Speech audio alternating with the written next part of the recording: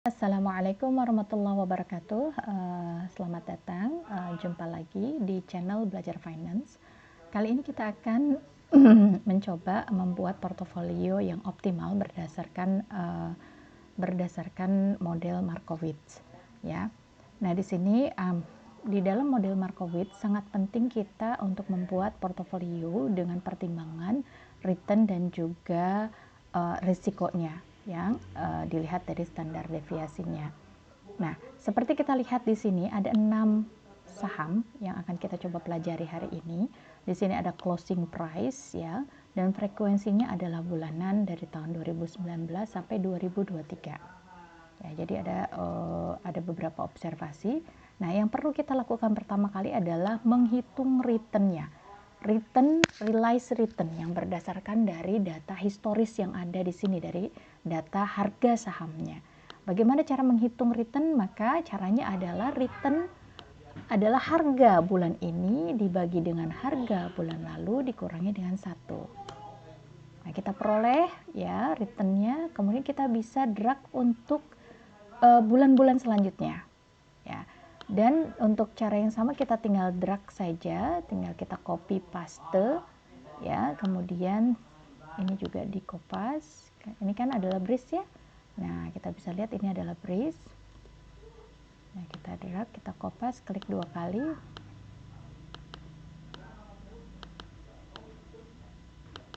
Nah, terlihat ya hasilnya seperti ini. Nah, selanjutnya yang kita perlu lakukan, kita perlu hitung terlebih dahulu adalah expected return. Expected return dari masing-masing saham tersebut. Misalnya ACES, expected return kan bisa dihitung berdasarkan 3 cara ya. Bisa dengan metode trend, yang kedua bisa random walk ya, yang ketiga adalah yang paling mudah, yaitu yang sering kali digunakan, yaitu dengan metode mean atau rata-rata dari realized return-nya. Nah, kita akan menggunakan metode yang ketiga, yaitu rata-rata dari realized return-nya. Jadi di sini adalah average. Ya, kalau ACES, maka ACES shift control, kemudian kita panah ke bawah, kita enter. Kemudian ini karena sama rumusnya, maka kita tinggal drag ya. Contohnya Telkom. Nah, ini adalah average dari realized return dari saham Telkom. Nah, kemudian untuk standar deviasinya, ini adalah standar deviasi karena ini adalah sampel ya. Kita datanya kan sedikit ya, bukan dari sejak IPO sampai sekarang saat ini, tetapi hanya beberapa periode saja yang cukup singkat. Maka kita sebut ini adalah kita menggunakan sampel. Oleh karena itu, rumus yang kita gunakan adalah standar deviasi untuk sampel. Ya, ini kita kembali lakukan hal yang sama, dan karena rumusnya sama, ya kita coba di drag standar deviasi untuk Telkom. Nah, kemudian variansnya adalah sama dengan ya standar deviasi kuadrat. Ingat ya, varians adalah sigma kuadrat. Ya, ini dia. Nah, kemudian N di sini adalah jumlah observasinya. Return yang ada itu berapa sih jumlahnya? Nah, ini account. Ya, sorry bukan account, counting. Count ya, count ini dari ya salah satu kita ambil contohnya adalah Telkom, karena Telkom jumlah observasinya sama dengan INTP, BRIS dan lain sebagainya. Ya. Kemudian setelah kita dapatkan nilai ini, kita bisa mendapatkan excess return. Apa itu excess return? Excess return adalah realized return dikurangi dengan expected return. Kita lihat di sini adalah expected return. Ya. Nah, jadi masing-masing realized return di sini ACES dikurangi dengan expected return-nya. Ya. Nah, ini karena rumusnya sama, kita bisa drag ke samping, Antam dikurangi dengan expected return Antam. Oke, kita mau drag ke bawah, tetapi expected return ini nilainya tunggal. Maka kita perlu kunci terlebih dahulu ya. W2 di sini adalah expected return dari ACES yang nilainya tunggal, maka kita kunci dengan cara mengklik Fn F4. Ini juga demikian, semuanya kita rubah ya. Oke.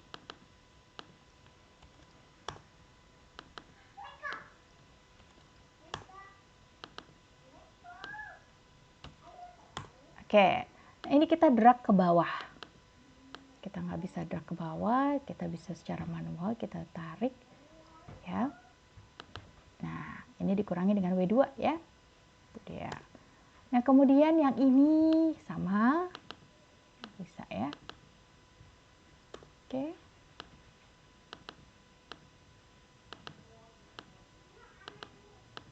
Kemudian kita beri nama matriks ini adalah sebagai matriks X.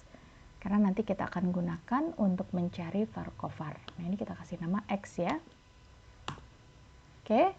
Nah, kemudian ini kita kasih nama, beri nama return. Oke. Yang ini kita beri nama standar deviasi. Yang ini kita beri nama N ya. Oke. Dan ya untuk mencari Farquhar ya, di sini Farquhar adalah sebuah matriks di mana matriks ini berisi varians ya, varians untuk variabel yang sama, ini adalah varians yang di tempat kuning. Kemudian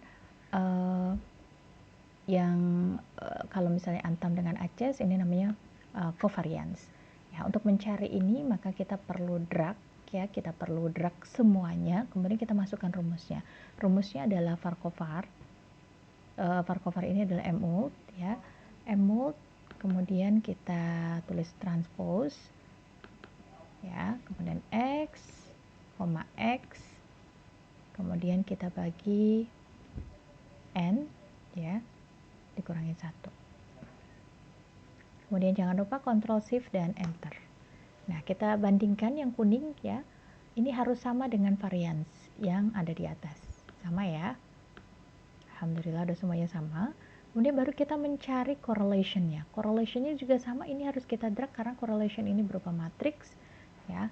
Sama dengan kita berikan nama dulu, ini adalah Farquhar karena ini kita gunakan nanti untuk menghitung correlation-nya. Ini sudah saya berikan nama Farquhar ya. Kemudian correlation sini kita drag semuanya sama dengan correlation Farquhar ya. Farquhar dibagi dengan M-mold. M-mold ini adalah penjumlahan ya, penjumlahan dari perkalian antara transpose standar deviasi dengan dikalikan dengan matriks deviasinya ya. Kita tulis transpose standar deviasinya kemudian dikalikan dengan standar deviasinya. Oke. Ctrl Shift Enter. Nah, ini sudah betul karena aces dengan aces nilai korelasinya adalah 1, antam dengan antam adalah 1, dan telkom dengan telkom adalah 1. Artinya kalau dengan diri sendiri pasti berkorelasi 1 ya, sempurna karena dia sendiri. Nah, kemudian kita bisa menghitung ya, untuk menghitung di sini kita misalnya kita mau menentukan dianggap untuk pertama kali bobotnya sama. Kita punya dana 1, nah dana 1 ini satu komposisi data kita, mau dananya ada 100 juta, ada 200 juta, tetap angka dana kita adalah bernilai 1. Ya, dananya 1. Nah, berapa yang akan kita tempatkan di aces, di antam, kita anggap ini bobotnya sama dulu ya. Totalnya adalah 1. Nah, berarti aces ini adalah 1 sama dengan 1 dibagi 6 ya. Sama dengan 1 ini dibagi 6. Nah, ini juga sama. Ya. Ini kita kunci dulu. Ini kita bagi 6.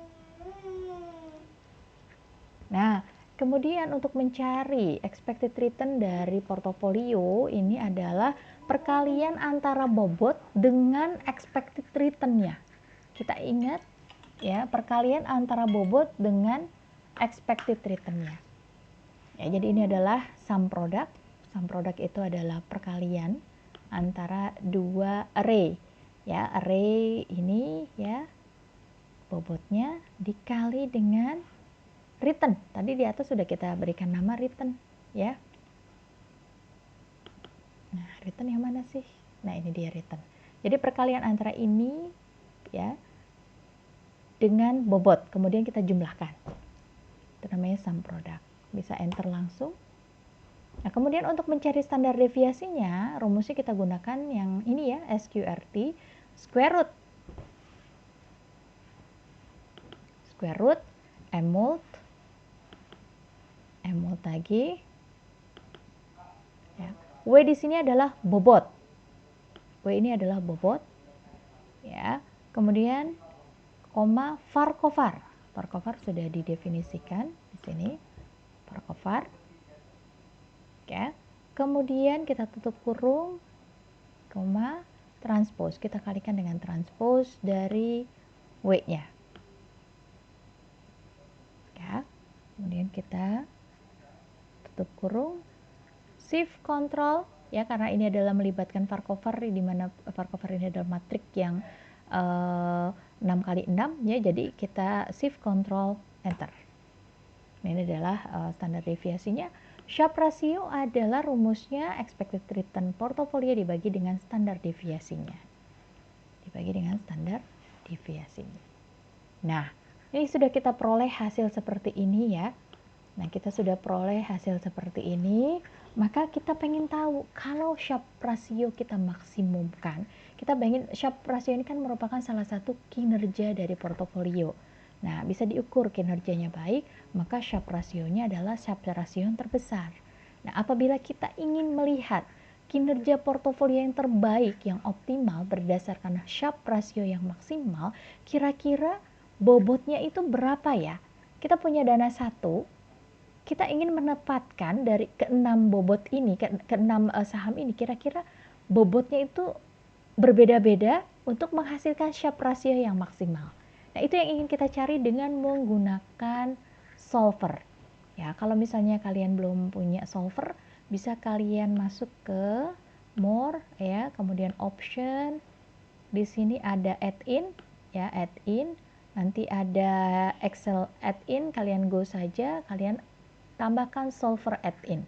Oke, karena saya sudah tambahkan, maka saya sudah checklist ya. Nah, untuk memperolehnya kita coba solver, tapi sebelumnya kita tetapkan dulu kini dananya 1 ya. Ini adalah sebuah constraint yang harus kita buat, constraint atau batasan di mana uang kita ya adalah totalnya, bobotnya adalah 1, maka kita sebut di sini ya sama dengan sum, jumlah dari yang ini jumlahnya harus 1 dana kita, karena kita nggak minjem duit ke orang lain untuk membeli saham tersebut ya. Sorry, kita ulangi lagi. Ini jumlahnya adalah 1. Oh, ini kita karena ini adalah jumlah yang ini ya. Oke, jadi ini ini ya. Ini kita copy dulu, kita paste, tapi pastenya adalah paste angka. Oke. Nah, jadi ini tidak ada rumus lagi. Rumusnya nggak ada rumus ya. Tadi kan ini ada rumusnya rumusnya adalah 1 dibagi 6 kan. Nah, sekarang ini kita anggap bobotnya sama dan ini totalnya adalah 1, berasal dari penjumlahan ya, proporsi dari semua saham. 1 ya. Oke. Nah, kemudian tadi Sharpe ratio-nya kita memaksimalkan, kira-kira bobotnya jadi berapa ya? Rekomendasi untuk kita tempatkan dana kita menggunakan solver. Kita set objektifnya adalah Sharpe ratio. Kita tetapkan Sharpe ratio sebagai objektif kita. Nah, kita maksimumkan karena Sharpe ratio yang bagus, yang kinerja portofolio yang bagus adalah yang memiliki Sharpe ratio yang paling tinggi. Dengan merubah apa? Dengan merubah komposisi dari masing-masing saham ini yang kita rubah. Nah, rekomendasinya bagaimana? Kalau kita merubah komposisinya yang dapat menghasilkan Sharpe ratio tertinggi. Ya, tapi ada constraint-nya, ada batasannya nggak? Ada batasannya. Batasannya kita add ya. Batasannya jumlah uang kita adalah 1. Kita nggak minjem uang dari orang lain. Dana kita cuma 1. Ya, mau 1 ini adalah misalnya 100 juta itu 1. 200 juta itu 1. Nah, 200 juta kita bagi 6. Nah, 100 juta pun kita bagi 6. Nah, jadi total dana kita adalah 1. Ini harus sama dengan 1. Nggak boleh lebih dari 1 ya, oke. Nah, sudah ada constraint, sudah ada objektif yang disetting, kemudian sudah ada kira-kira yang mau dirubah mana, maka kita tinggal solve. Ya, kita klik OK, maka ada rekomendasinya. Inilah rekomendasinya. Tadi ini angkanya sama ya, semua. Angkanya sama tadi ini semuanya. 0,16.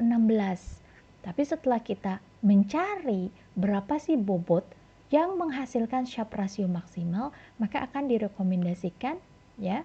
Di sini ada direkomendasikan Antam kita beli dengan sekitar sama dengan 18,23%. Ya. Kemudian Breeze direkomendasikan untuk dibeli sekitar 43,59%. Ya, kemudian selanjutnya ICBP ini direkomendasikan untuk dibeli sebanyak 38,16%. Nah, ini adalah rekomendasi portofolio untuk yang menghasilkan Sharpe rasio kinerja yang terbesar, kinerja portofolio yang terbaik ya dengan menggunakan Sharpe rasio. Nah, bagaimana kalau kita ingin menetapkan portofolio yang memiliki risiko terendah? Maka dia akan merekomendasikan bobot portofolio yang berbeda. Contoh ya, kita lihat di sini data solver yang kita mau rubah bukan set objektifnya bukan lagi Sharpe rasio, tetapi standar deviasi. Ya, dan standar deviasi ini adalah cerminan dari risiko, ya, adalah proksi dari risiko, maka risiko kita harus minimumkan. Nah, constraint-nya sama, kita punya dana hanya satu. Merubahnya juga sama, yang dirubah adalah bobotnya. Maka kita klik solve, oke.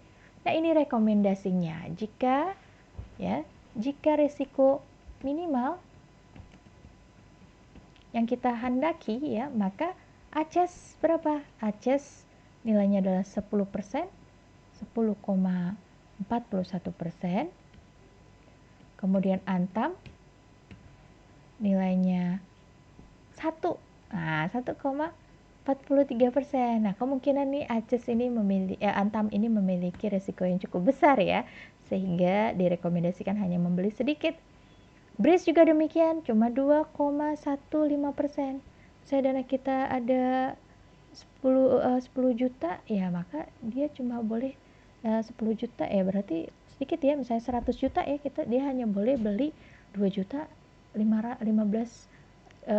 juta 150 ribu rupiah ditempatkan di Breeze gitu. Dan ICBP di sini sekitar 43,89%. Kalau kita punya 100 juta, 43 jutanya kita tempatkan di ICBP ya, ICBP, kemudian INTP ini diminta untuk ditempatkan sekitar 7,40%. Dan yang terakhir Telkom, ini cukup besar juga, mungkin resikonya rendah ya berinvestasi di Telkom. Ini diminta untuk menempatkan dananya sekitar 34,70%. Oke, sekarang kita akan mencoba membuat opportunity set ya, kemudian efficient frontier dan juga optimal portfolio ya. Nah, kalau mau membuat opportunity set, maka kita bisa menggunakan angka random. Ya, di sini random, kita tulis random ya. Ya, dalam angka tertentu. Nah, ini nilainya random nih. Nah, ini semuanya adalah random, kemudian di sini adalah totalnya. Sum dari angka random ini.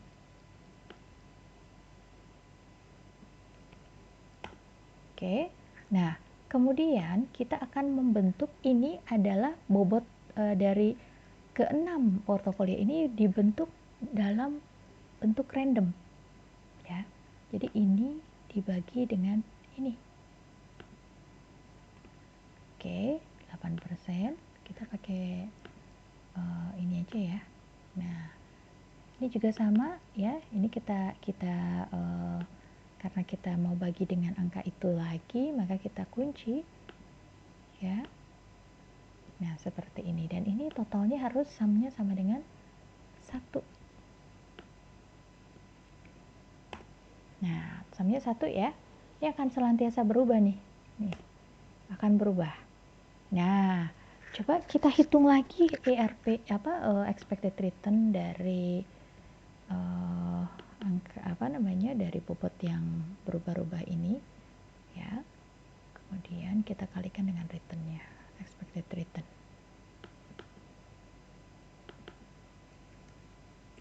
Enter ya, ini adalah SQRT ya, SQRT dari apa tadi? Nah, ini dia M-mode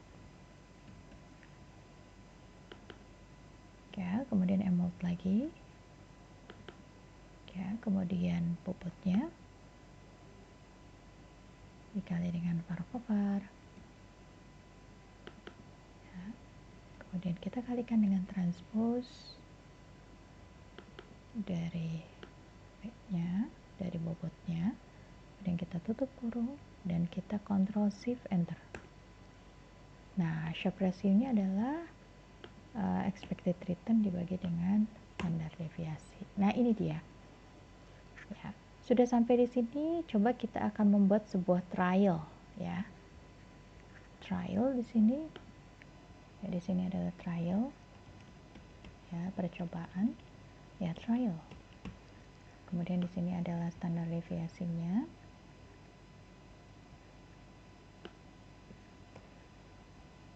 Ya, di sini adalah standar deviasi.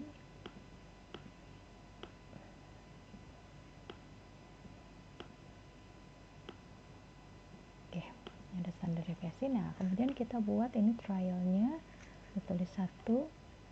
Ya, ini kita coba buat series di mana dia adalah columns ya, kolomnya diisi, stock value-nya ada 1000 ya, saya 10.000 lah. Oke ya. Nah, dia akan terbuat jadi 10.000 di sini. Misalnya kita lihat ke bawah tuh ada 10.000 ya. Oke. Oke, selanjutnya kita akan coba kopikan yang tadi hasil sigma dari acak ya. Ini ya. Kemudian kita juga kopikan ini sama dengan expected return yang acak, ini dia ya. Kemudian kita akan coba klik ini semuanya ke bawah ya. Setelah itu kita masuk ke data, if analysis ya, data table, kita akan mengisi semuanya. Kolom ini kita coba anggap aja kosong ya, tracknya adalah seperti ini. Kemudian kita akan klik OK supaya dia isi semuanya datanya ya. Kemudian ini saya akan coba copy ya. Sebentar, ini kita copy di sini, kemudian kita, nah ini nanti semua ini akan menghitung semua. Coba kalau bisa kita rubah, nanti angkanya berubah terus ya, berubah terus, menghitung ada 10.000 opportunity set ya, dengan misalnya trial pertama ini risikonya adalah standar deviasinya adalah 0,071 atau 7%, kemudian expected return-nya adalah sekitar 1%. Selanjutnya coba kita akan membuat tabel dari opportunity set ini ya. Kita mau tabelnya dari atas, kita buat insert di sini ya, insert ya, ini dia, kita pakai yang ini. Nah, ini dia hasilnya ya, dan ini akan berubah-ubah terus. Ini hasilnya.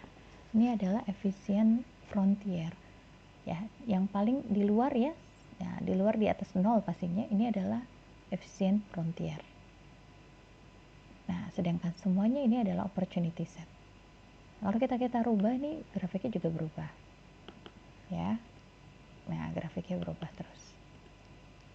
Nah, seperti itu Jadi ini adalah opportunity set ya, di mana lingkaran terluar di atas 0 ini adalah efficient frontier.